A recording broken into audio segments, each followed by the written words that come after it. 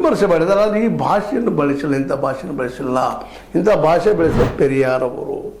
ಅದು ಪೆರಿಯಾರವರ ಭಾಷೆ, ಅದು ಉದ್ವಿಗ್ನಕಾರಕ ಮತ್ತು ಸಮಾಜವನ್ನು ಒಡೆಯುವಂಥ ಭಾಷೆ ಅನ್ನೋದನ್ನು ಇವತ್ತು ನಮ್ಮ ಮದ್ರಾಸ್ ಹೈಕೋರ್ಟಿನ ನ್ಯಾಯಮೂರ್ತಿ ಅಂತ ಶ್ರೀಮತಿ ಅವರು ಏಕಸದಸ್ಯ ಪೀಠದು ಅವರಿಂದವ್ರು ಇದನ್ನು ಟೀಕೆ ಮಾಡಿ ದ್ವೇಷ ಭಾಷಣಕ್ಕೆ ಸಮ ಅಂತ ಕೊಟ್ಟಿದ್ದಾರೆ.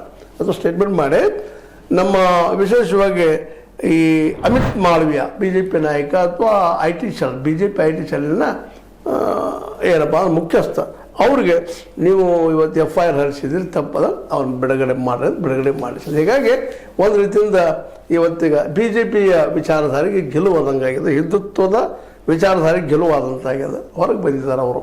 ಇದು ನಡೆದ ಘಟನೆ, ಆದಂಥ ಘಟನೆ. ಈ ಸ್ಟ್ಯಾಲಿನ್ ಇದ್ದಂಥವ್ರಿಗೆ ಒಂದು ರೀತಿ ಏನಪ್ಪ ಕೋರ್ಟು ತಾರಾಳಿ ತೆಗೆದುಕೊಂಡದ. ಯಾವುದೋ ಕಾಲದ ವಿಷಯಗಳನ್ನ ಇವತ್ತು ಹೇಳುವಂಥದ್ದೆಲ್ಲ ಇವತ್ತು ನಾವು ಕೂಡಿ ಹೋಗ್ಬೇಕಾಗ್ಯದ. ಯಾಕಂದರೆ ಅವ್ರ ಧರ್ಮ, ಅವ್ರ ಆಚರಣೆ ವಿಚಾರಗಳು ಅದು ಅವ್ರಿಗೆ ಬಿಟ್ಟಂಥದ್ದು.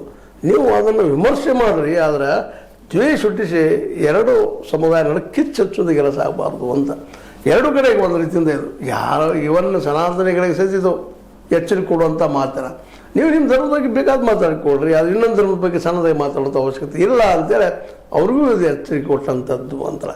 ಯಾಕೆ ಅವರು ಇತ್ತೀಚೆಗೆ ನಿಮಗೆ ಗೊತ್ತದ ಸನಾತನಿಗಳ ಹೆಸರಿನಲ್ಲಿ ಏನೇನು ಮಾತಾಡ್ತಾರೆ ಏನಿಲ್ಲ ಅಂತೇಳಿ ಸ್ವತಃ ಶಂಕರಾಚಾರ್ಯರ ವಿರುದ್ಧ ಅವರು ಹಿಂದೂ ಒಂದು ಧರ್ಮದ ನಂಬಿಕೆ ಇಟ್ಟ ದೊಡ್ಡ ಮಠಾಧೀಶರು, ಶಂಕರಾಚಾರ್ಯ ಪೀಠದ ಹೆಡ್ ಅವರು ಸಹಿತ ಇವತ್ತು ಒಂದಿಷ್ಟು ಮಾತುಗಳನ್ನು ಮಾತಾಡಿದ್ದು ನಮ್ಮ ಹಿಂದಿನ ವಿಡಿಯೋದಲ್ಲಿ ನೀವು ನೋಡಿರ್ಬೋದು.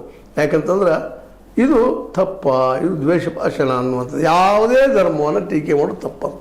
ಆ ದಿಶೆಯಲ್ಲೇ ನೀವು ವಿಮರ್ಶೆ ಮಾಡಲ್ಲ. ಗಾಂಧೀಜಿಯವರು ಮಾಡಿದರು, ನಮ್ಮ ಅನೇಕ ಜನ ಹಿರಿಯರು ಬರ್ತಾರೆ ಇವತ್ತು, ಅವರೆಲ್ಲರೂ ಟೀಕೆ ಟಿಪ್ಪಣಿ ಮಾಡಿದ್ದಾರೆ, ವಿಮರ್ಶೆ ಮಾಡಿದ್ದಾರೆ. ಆ ನೆಲೆಗಟ್ಟಿನಲ್ಲಿ ಮಾತಾಡ್ರಿ ಅನ್ನುವಂಥ ಮಾತಾಡಿ ಇದೊಂದು ರೀತಿ ಒಳ್ಳೆಯದು. ಯಾಕಂದ್ರೆ ಕಾಲ ಬದಲಾಂತ ವಿಚಾರಗಳು ಬದಲಾಗ್ತಾ ಇರ್ತಾವೆ, ವೈಚಾರಿಕತೆ ಬದಲಾಗ್ತದೆ. ಇವತ್ತು ವೈಚಾರಿಕತೆ ನೋಡ್ರಿ, ನಮ್ಮ